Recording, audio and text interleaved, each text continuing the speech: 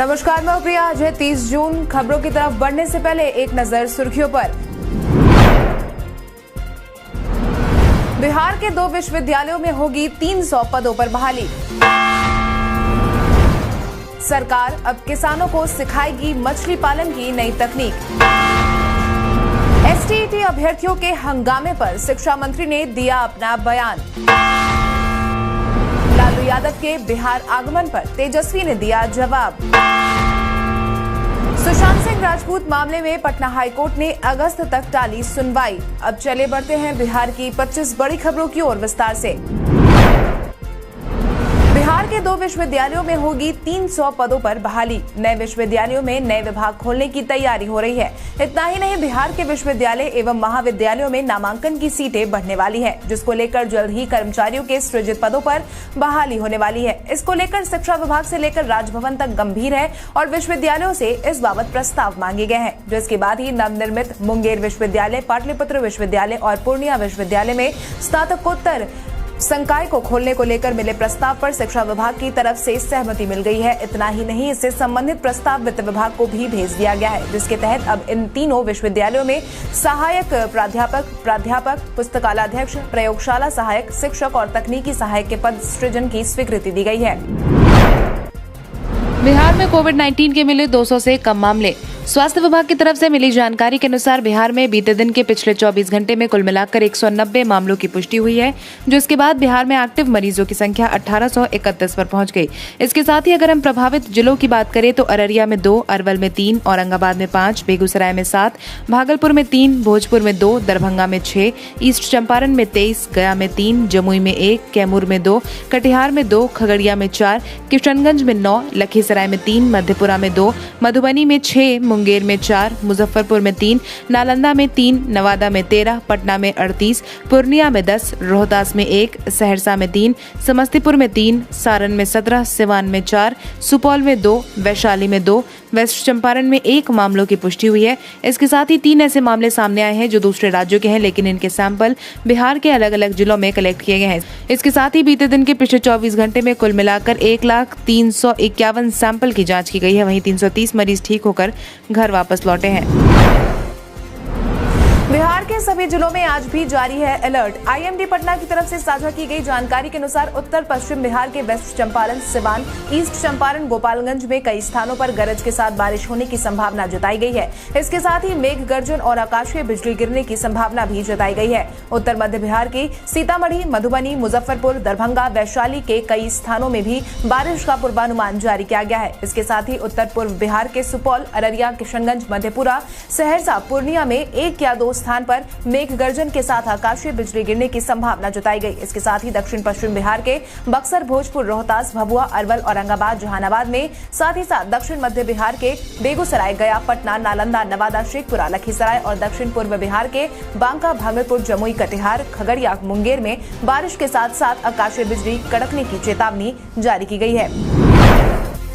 सरकार अब किसानों को सिखाएगी मछली पालन की नई तकनीक। बिहार में मछली पालन को बढ़ावा देने के लिए सरकार पुरजोर कोशिश करती नजर आ रही है, जिसके तहत अब राज्य सरकार ने मछली पालन की नई तकनीक से मत्स्य किसानों को रूबरू करवाने की योजना बनाई है, जिसके तहत पशु एवं मत्स्य संसाधन विभाग ने इस साल 4 करोड़ 32 लाख खर्च करने की स्वीकृति दे दी है। वहीं राज्य सरकार अब मत्स्य पालकों को विभिन्न जिलों में मछली पालन के क्षेत्र में हो रहे अच्छे और सफल प्रयोग को दिखाने वाली है। इसके साथ ही सरकार अपने खर्चे से किसानों को अब बताने वाली है कि अब वो कैसे नई तकनीक से मछली पालन कर अपने आय को बढ़ा सकते हैं। सरकारी सूत्रों की माने तो राज्य सरकार की यह योजना बिहार में मछली उत्पादन को बढ़ावा देने के साथ साथ किसानों की आमदनी को बढ़ावा देने के लिए है।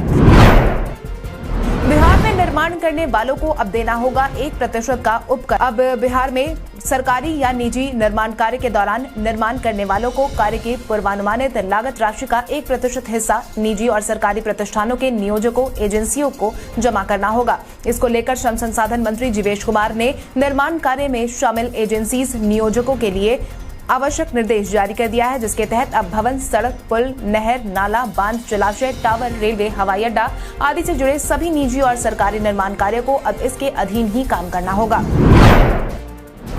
सुशांत सुशांत सिंह राजपूत मामले में पटना हाईकोर्ट ने अगस्त तक टाली सुनवाई। सुशांत सिंह राजपूत को गुजरे हुए 1 साल से ज्यादा का वक्त गुजर चुका है, लेकिन अब तक सुशांत ने आखिर अपनी जान क्यों ली, इस बात का कोई खुलासा नहीं हुआ है। इसी क्रम में चीफ जस्टिस संजय करोल की खंडपीठ ने मुंबई के अंतिम वर्ष के लॉ के छात्र देवेंद्र देवतादीन दुबे के याचिका सुनवाई करते हुए पटना हाईकोर्ट में भी सुशांत सिंह राजपूत की मौत से जुड़े मामलों में कोई फैसला नहीं सुनाते हुए सुनवाई को अगस्त महीने की 3 तारीख तक के लिए टाल दिया गया है। साथ ही यह भी स्पष्ट किया गया है कि मामले की सुनवाई लंबित होने के दौरान भी विभागीय कार्रवाई पर किसी तरह की रोक नहीं होगी। इस याचिका में कहा गया है कि सीबीआई सुशांत के उनके मुंबई के बांद्रा स्थित फ्लैट में संदेहास्पद मौत की जांच कर रही है।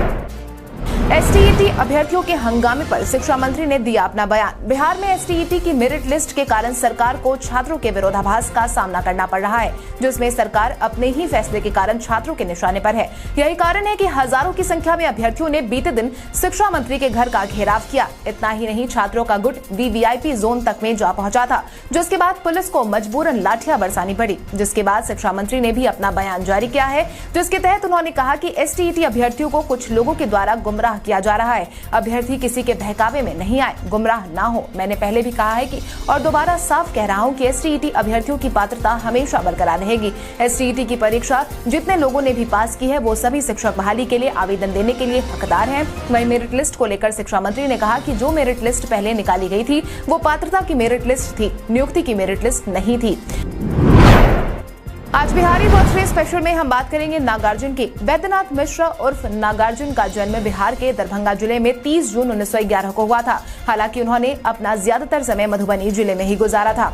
वैद्यनाथ मिश्रा को उनके कलम नाम नागार्जुन से बेहतर जाना जाता है। एक हिंदी और मैथिली कवि थे जिन्होंने कई उपन्यास, लघु कथाएं, साहित्यिक आत्मकथाएं और यात्रा वृतांत भी लिखे हैं और उन्हें जन कवि द पीपल्स पोएट के रूप में भी जाना जाता है। उन्हें मैथिली में आधुनिकता का सबसे प्रमुख नायक माना जाता है। उन्होंने 1930 के दशक की शुरुआत में यात्री के उपनाम से मैथिली कविताओं के साथ अपने साहित्यिक जीवन की शुरुआत की। 1930 के दशक के मध्य तक उन्होंने हिंदी में कविता लिखना शुरू कर दिया। बौद्ध धर्म ग्रंथों में गहराई से जाने की उनकी इच्छा शुरू से ही थी, इसीलिए वो केलानिया श्रीलंका में बौद्ध मठ गए, जहां वो एक बौद्ध भिक्षु बन गए। मठ में प्रवेश किया और शास्त्रों का अध्ययन किया, जैसा कि उनके गुरु राहुल साकृत्यानन ने पहले किया था और इसलिए उन्होंने नागार्जुन नाम लिया। बिहार में 455 क्लर्क और अन्य कर्मियों का हुआ तबादला। बिहार सरकार की तरफ से बीते दिन एक और बड़ा तबादला किया गया, जिसके तहत बिहार सरकार की तरफ से 455 क्लर्क और अन्य कर्मियों का तबादला कर दिया गया है। इसके साथ ही बीते दिन डेटा एंट्री ऑपरेटर और प्रोग्रामर का तबादला किया गया। विभाग की तरफ से जारी आदेश के मुताबिक 40 क्लर्क, 32 प्रोग्रामर और 383 डेटा एंट्री ऑपरेटर का तबादला किया गया है। विभाग ने कहा है कि यह आदेश तत्कालिक प्रभाव से लागू रहेगा, जिसकी पूरी सूची बिहार सरकार की तरफ से आधिकारिक रूप से जारी कर दी गई है। कम समय में फिट होने वाले पुलिस वालों को किया जाएगा सम्मानित। बिहार पुलिस में मोटे और हट्टे कट्टे पुलिसकर्मियों को सम्मानित करने की तैयारी हो रही है। हालांकि ऐसे पुलिसकर्मियों को एक खास टास्क दिया गया है, जिसको पूरा करने के बाद ही उन्हें सम्मानित किया जाएगा। सरकारी जानकारों की तरफ से मिली जानकारी के अनुसार सरकार की यह कोशिश है कि पुलिसकर्मियों को एक बार फिर से हृष्ट पुष्ट बनाया जाए, लेकिन ऐसा तभी होगा जब सरकार कोई प्रोत्साहन उन्हें देगी। कारण है कि सरकार ने कम समय में खुद को फिट बनाने वाले पुलिसकर्मियों को सम्मानित करने का आदेश जारी किया है, जिसके तहत अब पुलिस ने सभी जिलों में तैनात पुलिस वालों के लिए पीटी परेड और खेलकूद प्रतियोगिताएं आयोजित करने का फैसला किया है, जिसमें हिस्सा लेकर यह पुलिसकर्मी अपने आप को फिट कर सके। पटना में ट्रेन से अब महिलाएं बेहिचक कर पाएंगी सफर। जब भी बात ट्रेन से सफर करने की होती है, महिलाओं की सुरक्षा का मुद्दा हमेशा बीच में आता रहा है। हालांकि अब पटना में महिलाओं का रेलवे सफर आसान होने वाला है, क्योंकि पूर्व मध्य रेल ने महिलाओं को भरोसा दिलाया है कि आपकी सुरक्षा अब मेरी सहेली करेगी, जिसके तहत रेलवे पुलिस बल की महिला विंग मेरी सहेली महिला यात्रियों का हालचाल जानेगी और सफर के दौरान किसी भी तरीके की परेशानी होने पर तुरंत ही उसका समाधान भी निकालेगी। आपकी जानकारी के लिए आपको बता दें, दानापुर मंडल के पटना जंक्शन, दानापुर और पाटलिपुत्र जंक्शन पर आरपीएफ मेरी सहेली की 3 टीमें बनाई गई हैं। एक महिला सब इंस्पेक्टर के नेतृत्व में ये टीमें इन स्टेशनों पर 24 घंटे काम कर रही हैं। पटना जंक्शन, दानापुर और पाटलिपुत्र जंक्शन से चलने वाली लंबी दूरी की मेल और एक्सप्रेस विशेष यात्री ट्रेनों को उनके द्वारा नियमित रूप से एस्कॉर्ट किया जा रहा है। जम्मू में ड्रोन हमले के बाद बिहार में भी अलर्ट जारी। जम्मू कश्मीर में हाल ही में ड्रोन से हमला होने की खबर सामने आई थी, जिसके बाद ही प्रशासन पूरे अलर्ट मोड में काम कर रही है। इसी क्रम में अब बिहार में भी अलर्ट जारी किया गया है, जिसके तहत राज्य पुलिस मुख्यालय की तरफ से पटना समेत सभी जिलों के एसपी को सतर्क कर दिया गया है। इसी क्रम में संवेदनशील जगहों पर जांच के निर्देश भी दिए गए हैं। पैनी नजर बनाए रखने को भी कहा गया है। बिहार पुलिस हेडक्वार्टर के एडीजी जितेंद्र कुमार ने यह अलर्ट जारी किया है। आपकी जानकारी के लिए आपको बता दें, जम्मू के एयरफोर्स स्टेशन पर ड्रोन से हमले की खबर सामने आई थी, जिसमें एयरपोर्ट के टेक्निकल एरिया की एक इमारत की छत को नुकसान पहुंचाया गया था, साथ ही 2 लोग घायल भी।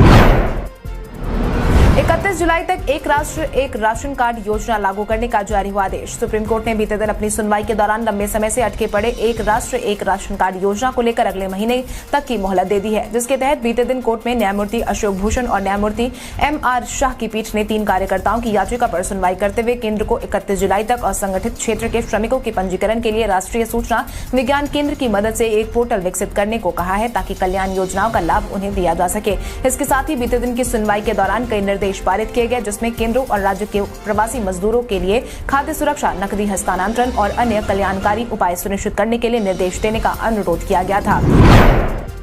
लालू यादव के बिहार आगमन पर तेजस्वी ने दिया जवाब। बीते दिन राजद की तरफ से बुलाई गई विधायक दल की बैठक में तेजस्वी यादव ने स्थापना दिवस की तैयारियां, सरकार पर हमला करने और लालू यादव के बिहार आने को लेकर बयानबाजी की, जिसके तहत उन्होंने कहा कि 5 जुलाई को राजद अपना स्थापना दिवस मना रही है। ऐसे मौके पर हमारी कोशिश है कि हम लालू यादव को व्यक्तिगत रूप से लोगों से रूबरू करवाएं। हालांकि यह तभी मुमकिन हो पाएगा जब दिल्ली में उनका इलाज कर रहे चिकित्सकों से इस बात की अनुमति मिलेगी, अन्यथा लालू यादव वर्चुअल माध्यम से ही हमारे साथ जुड़ेंगे। इसके साथ ही तेजस्वी यादव ने सभी लोगों से इस दौरान वैक्सीन लेने की अपील भी की।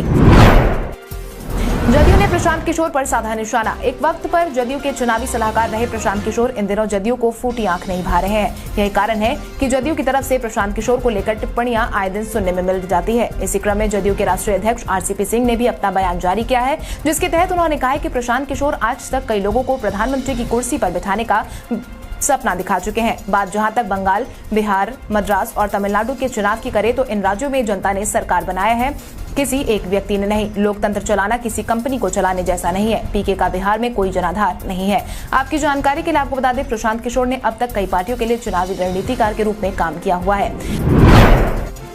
तेजस्वी ने नीतीश सरकार को बताया भ्रष्ट और बेशर्म। शिक्षक नियुक्ति की मांग अब बिहार में राजनीतिक मुद्दा बन गई है, जिसके तहत बीते दिन अभ्यर्थियों ने शिक्षा विभाग के निर्णय के खिलाफ खूब बवाल काटा। इतना ही नहीं, गुस्साए अभ्यर्थियों से मिलने तेजस्वी यादव भी धरना स्थल पर पहुंचे थे, जिसके बाद ही तेजस्वी ने सरकार के खिलाफ भी खूब बुरा भला कहा। जिसके तहत उन्होंने कहा कि बिहार जैसे प्रदेश में जहां युवाओं की आबादी काफी ज्यादा है, वहां युवाओं के साथ इस तरह का बर्ताव काफी निंदनीय है। नीतीश कुमार से ज्यादा थका हुआ और जनता से कटा हुआ मुख्यमंत्री पूरे देश में नहीं है। युवाओं और जनता के प्रति उनका ऐसा रवैया यह साफ दर्शाता है कि उन्होंने मन बना लिया है कि अब अपना बचा हुआ जीवन बिहार को बर्बाद कर आराम से गुजारने में लगे हुए हैं। उमंग ऐप पर मिलेगी सभी योजनाओं की जानकारी। आम नागरिकों की सहूलियत के लिए समय समय पर राज्य और केंद्र सरकार की तरफ से कई योजनाओं को जारी किया जाता है। हालांकि सभी योजनाओं के बारे में सारी जानकारी आपको नहीं मिल पाती, जिसके कारण कई योजनाओं का लाभ आप नहीं उठा पाते। हालांकि अब आपको परेशान होने की कोई जरूरत नहीं है, क्योंकि उमंग ऐप की मदद से आप आसानी से किसी भी योजना के बारे में जानकारी ले सकते हैं, जिसके तहत जन केंद्रित जितनी भी योजनाओं में DBT की व्यवस्था वर्तमान में बहाल की गई है, उन योजनाओं को इस उमंग ऐप पर जल्द ही जोड़ दिया जाएगा। सिटीजन केंद्रित योजनाएं उमंग ऐप पर मिलेंगी। आपकी जानकारी के लिए आपको बता दें, बिहार सरकार की वर्तमान में ऐसी 38 योजनाएं हैं जो केंद्र सरकार से जुड़ी हुई हैं। भारत के इतिहास में आज की तारीख कई कारणों से दर्ज। भारत के विभाजन की घोषणा के बाद बंगाल और पंजाब के विभाजन के लिए बाउंड्री कमीशन के सदस्यों की घोषणा 1947 में आज के दिन की गई। रविकांत, उमाशंकर चौधरी और विमल चंद्र पांडे को 2008 में संयुक्त रूप से भारतीय ज्ञानपीठ का नवलेखन पुरस्कार आज के दिन प्रदान किया गया। भारतीय पत्रकार अनुसुद्दीन अजीज को 2008 में International Association of Book Keepers ने New Business of the Year award से सम्मानित आज के दिन किया था। भारतीय राजनीतिज्ञ तथा लोकसभा के सदस्य मुकुट बिहारी लाल भार्गव का जन्म 1903 में आज के दिन हुआ। भारतीय साहित्यकार नागार्जुन का जन्म 1911 में आज के दिन हुआ था। जनसंघ के संस्थापक श्यामा प्रसाद मुखर्जी की 1953 को कश्मीर में कैद के दौरान मौत हो गई थी। भारतीय प्रधानमंत्री इंदिरा गांधी के बड़े पुत्र संजय गांधी 1980 में एक विमान दुर्घटना में आज के दिन मारे गए थे। धोनी के फेयरवेल मैच को लेकर पूर्व भारतीय सिलेक्टर ने किया खुलासा। भारतीय टीम के पूर्व कप्तान महेंद्र सिंह धोनी ने कुछ समय पहले ही अपने संन्यास की घोषणा की थी। हालांकि क्रिकेट के मैदान में यह देखा गया कि जब भी कोई खिलाड़ी संन्यास की घोषणा करता है, उनका फेयरवेल मैच खिलवाया जाता है, लेकिन महेंद्र सिंह धोनी के मामले में ऐसा नहीं हुआ, जिसके बाद अब भारतीय टीम के पूर्व सिलेक्टर ने इसको लेकर अपना बयान जारी किया है। इस बाबत टीम इंडिया के पूर्व स्पिनर और सिलेक्टर रह चुके सरनदीप सिंह ने न्यूज नेशन से बात करते हुए कहा कि MS धोनी ने साल 2019 one day world cup semifinal match खेला था, जो उनका आखिरी मैच साबित हुआ, लेकिन वो T20 वर्ल्ड कप 2020 में हिस्सा लेना चाहते थे। उस वक्त कोविड-19 महामारी की वजह से उस वर्ल्ड कप को आगे खिसका दिया गया। इसके बाद उन्होंने अपने संन्यास की घोषणा ही कर दी थी। बाढ़ प्रभावित इलाकों में अंतिम चरण में हो सकते हैं मतदान। इन दिनों पंचायत चुनाव की गूंज सुनाई दे रही है। हालांकि पहले कोरोना और अब बाढ़ पंचायत चुनाव में बड़ी बाधा बनकर सामने आई है। हालांकि पंचायत चुनाव में बाढ़ का प्रभाव न पड़े, इसको लेकर राज्य निर्वाचन आयोग ने अभी से तैयारी शुरू कर दी है, जिसके तहत राज्य निर्वाचन आयोग बाढ़ प्रभावित क्षेत्रों में स्थित पंचायतों में 9वें और 10वें चरण में आम चुनाव कराने पर विचार कर रहा है। आयोग के आधिकारिक सूत्रों के अनुसार कुछ ही महीने में शुरू होने वाली पंचायत चुनाव के दौरान बाढ़ प्रभावित क्षेत्रों की पंचायतों से पूरी तरह पानी निकलने की संभावना बिल्कुल भी बनती नहीं दिखाई दे रही है। वहीं बाढ़ के कारण मतदाताओं की चुनाव में भागीदारी कम होगी, इसलिए अंतिम चरण में प्रभावित इलाकों में चुनाव करवाने की योजना बनाई जा रही है। IMA ने दी बिहार सरकार को तीसरी लहर को लेकर हिदायत। कोरोना के दूसरी लहर की रफ्तार भले ही धीमी हो गई हो, लेकिन तीसरी लहर की संभावना वैज्ञानिकों ने पहले ही जता दी है। इसी बीच अब IMA ने हाल ही में बिहार सरकार की संभावित तीसरी लहर को लेकर हिदायत दी है, जिसके तहत IMA ने तीसरी लहर से पहले चिकित्सकों को भी प्रशिक्षित करने पर जोर दिया है, ताकि चिकित्सक कोविड के मरीज का समय रहते उनका उपचार कर सके, उनको ठीक कर सके। IMA ने कहा है कि प्रशिक्षण का कार्यक्रम ऑनलाइन या ऑफलाइन किसी भी माध्यम से किया जा सकेगा। अगर चिकित्सक को कोरोना के मरीजों का इलाज करने के दौरान बरतने वाली सावधानियां, सुरक्षा और ट्रीटमेंट आदि का प्रशिक्षण दे दिया जाए, तो आयुष चिकित्सक कोविड के मरीजों का इलाज कर पाए। जनसंख्या नियंत्रण कानून की मांग पर गुलाम रसूल बलियावी ने दिया बयान। भाजपा नेताओं की मांग पर जदयू के वरिष्ठ नेता और विधान पार्षद गुलाम रसूल बलियावी ने अपना बयान जारी किया है, जिसके तहत जनसंख्या नियंत्रण कानून को लेकर उन्होंने कहा कि देश हित में यदि कोई भी योजना आती है तो उसका हम विरोध नहीं करते हैं, लेकिन सिर्फ कानून बनाने से क्या होगा। इसके साथ ही उन्होंने तेजस्वी के NDA में टूट के बयान पर भी टिप्पणी की है, जिसके तहत उन्होंने कहा कि नेता प्रतिपक्ष तेजस्वी यादव सत्ता के लिए बेचैन है और अपनी पार्टी में विधायकों की भगदड़ को रोकने के लिए इस तरीके का बयान दे रहे हैं। नीतीश कुमार पहले भी मजबूत थे और आगे भी मजबूती से काम करेंगे। भवन निर्माण विभाग और खाद्य एवं उपभोक्ता संरक्षण विभाग में हुआ बड़ा तबादला। बीते दिन बिहार में बड़े पैमाने पर तबादला देखने को मिला। इसी क्रम में भवन निर्माण विभाग में भी बड़े स्तर पर तबादले किए गए हैं, जिसके तहत भवन निर्माण विभाग के 27 कार्यपालक अभियंता और सहायक अभियंता का तबादला कर दिया गया, जिसकी पूरी सूची विभाग की तरफ से जारी कर दी गई है। इसके साथ ही खाद्य एवं उपभोक्ता संरक्षण विभाग की तरफ से मिली जानकारी के मुताबिक 60 सप्लाई इंस्पेक्टर का तबादला किया गया। वहीं 22 खान इंस्पेक्टर का ट्रांसफर एक जिले से दूसरे जिले में किया गया है। WhatsApp पर वॉइस मैसेज भेजने से पहले कर सकेंगे check. Instant messaging app WhatsApp जल्द ही अपने यूजर के लिए एक नए फीचर को रोल करने जा रहा है, जिसके तहत अब सभी यूजर किसी भी वॉइस मैसेज को भेजने से पहले उसको सुन सकेंगे, यानी कि आप किसी को गलत मैसेज भेजने से बच जाएंगे। WA बीटा इन्फो की रिपोर्ट के अनुसार WhatsApp पर जल्द ही वेव फॉर्म फीचर आ सकता है, जिसके आने के बाद यूजर के पास वॉइस मैसेज भेजने से पहले रिकॉर्डिंग बंद करने और उसे सुनने का ऑप्शन होगा, जो अभी उपलब्ध नहीं है। ज्ञात हो, वेब फॉर्म फीचर पहले से ही इंस्टाग्राम में मौजूद है और यह यूजर को वॉइस मैसेज रिकॉर्ड करते समय real time voice wave form दिखाता है। अब आइए जानते हैं सराफा बाजार और पेट्रोल डीजल के क्या थे भाव। अगर हम सराफा बाजार की बात करें तो सोने का भाव 29 जून को 22 कैरेट के लिए प्रति 10 ग्राम 46,160 रुपए था। वहीं 24 कैरेट के लिए प्रति 10 ग्राम 47,160 रुपए था। इसके साथ ही अगर हम चांदी की बात करें तो चांदी का भाव प्रति किलो 68,000 रुपए था। इसके साथ ही राजधानी पटना में पेट्रोल की कीमत 100.81 रुपए प्रति लीटर और डीजल 94.52 रुपए प्रति लीटर था। कल हमारे द्वारा पूछे गए सवाल का जवाब आप में से बहुत सारे यूजर ने हमें कमेंट करके दिया था, उसके लिए आपका बहुत बहुत धन्यवाद। आप में से जिन यूजर का कमेंट हमें अच्छा लगा है उनके नाम है मुकेश शर्मा, दिव्यांशु कुमारी, शंकर मुखिया, रेखा सिंह, संजय गुप्ता, बबलू राज, प्रियंका कुमारी, राहुल कुमार, बलिंदर कुमार, शिवनाथ रजा, मुन्ना कुमार, राहुल कुमार, अरमान अंसारी, शशि रॉय, कृष्णा कुमार, नरेश राम। इसके अलावा हमारी टीम को और भी लोगों के जवाब अच्छे लगे हैं, मगर समय के अभाव के कारण हम उनका नाम नहीं ले पाए, लेकिन आप हमारे सवालों का जवाब देते रहे। हम कल आपका नाम लेने की पूरी कोशिश करेंगे। तो चलिए बढ़ते हैं आज के सवाल की। और आज का सवाल कुछ इस प्रकार है, आपके अनुसार one nation one ration card योजना लागू करने का फैसला राशन कार्ड धारियों के लिए कितना मददगार साबित होगा? अपने जवाब हमें कमेंट करके जरूर बताएं। इसके साथ ही आज के लिए बस इतना ही। बिहार की बड़ी खबरों से अपडेटेड रहने के लिए हमारे YouTube चैनल को सब्सक्राइब करें और बेल आइकन दबाना ना भूलें।